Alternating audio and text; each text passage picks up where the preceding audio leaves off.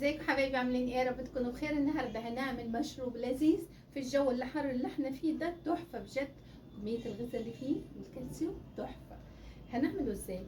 انا بص، اي ست بيت بيبقى عندها الفاكهه بتستوي، يعني بتقعد فتره في الثلاجه كم يوم، وفي الجو الحر ده بتطرى الفاكهه والعيال مش بياكلوها، فاحنا هنستغلها ونعمل بيها مشروب لذيذ. انا معايا خوخ، قشرته وقشرت القشر بتاعه. لما هو طايب الخوخ بتاعي بيتقشر سهل، قشرته وحشت النوايا بتاعته. والتفاح برضو قشرته وحشت اللي جواه، شلت اللي جواه كله، لكن العنب ما قشرتوش، سبته زي ما هو عنب اسود. يبقى معايا خوخ وعنب وتفاح، كله طايب، يعني لما بيقعد كم يوم في التلاجة بيطرى، محدش بيرضى ياكله من العيال، فاحنا نستغله في حاجات زي كده. وهنا معايا 4 معالق كبار عسل اسود. انا حاطه عسل اسود في الكبه بتاعتي. العسل الاسود فوائده تحفه بجد، فانتوا لو مش بتحبوا العسل الاسود في الوصفه دي هتحطوه بجد، بدل ما نحط سكر، والسكر ليه اضراره، العسل فوائده حلو. تحطي التحليه براحتك، طبعا العنب فيه سكر، فيه نسبه سكر، والخوخ برضو، والتفاح فيه نسبه املاح وسكر، يعني الاتنين مع بعض. فانا هضربهم واحط لهم كوبايتين ميه ساقعين طبعا، وهضربهم جامد لغايه ما يبقى ناعم خالص. بعد كده نرجع مع بعض نشوف قوام العصير بتاعنا. لو لقيناه تقيل هخفه بميه تاني، ما لقيتوش تقيل خلاص يبقى هنكمل باقي الوصفه بتاعتنا ونشوف هنعمل ايه. اتمنى اللي يعمل الفيديو ده يكتب لي ويقول لي ان هو عمله وعجبه ولا ما عجبوش، وايه رايه فيه. وتواصلوا معايا علشان القناه بس تفضل مستمره، القناه مستواها بيضعف يا جماعه، وانا عايزه استمر معاكم. راح اضرب الفاكهه بتاعتي لغايه ما تبقى كريمه، وهرجع لكم احط لها كوبايه الميه ساقعه. هاي يا بنات، انا عملت العصير بتاعي طعمه تحفه بجد. لو حبيتوا تحطوا عسل تاني تحطوه وتشوفوا وتظبطوا الحلو براحتكم.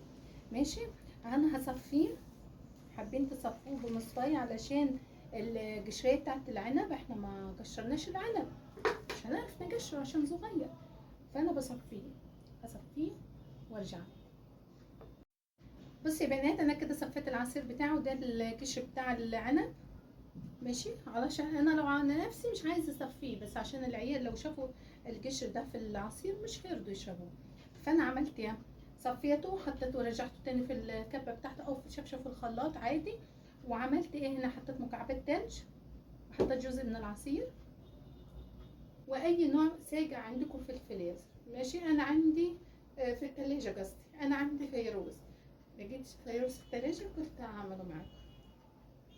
بس اي نوع عندك حطيه، يعني تحطي عصير وعلى فيروز، تخيلوا الميكس بين الاتنين بيبقى رهيب بجد، بيبقى تحفه.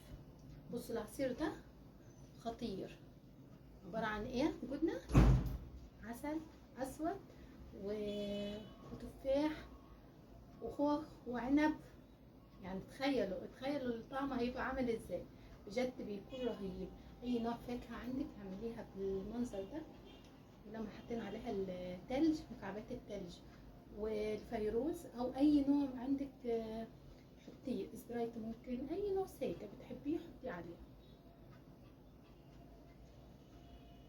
بجد تحفه.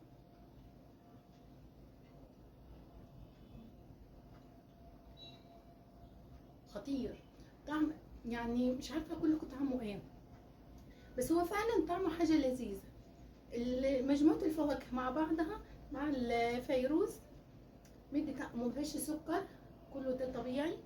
بالعسل الاسود يعني حكايه، كل الكميه دي حتى انا فيها 4 معالق بس عسل اسود، ممكن تقلل براحتك علشان الفيروز فيها نسبه سكر، والتفاح والخوخ والعنب والعسل الاسود ده حاجه تاني. يعني تخيلوا الميكس بين كل ده في الجو اللي احنا فيه ده منعش، بجد منعش.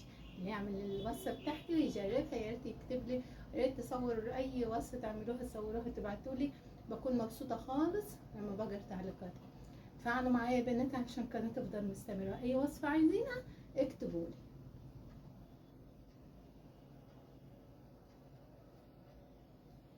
طعمه تحفه، بجد تحفه، خطير، انا مش قادره اقاومه بجد، خطير في الجو الحر اللي ده.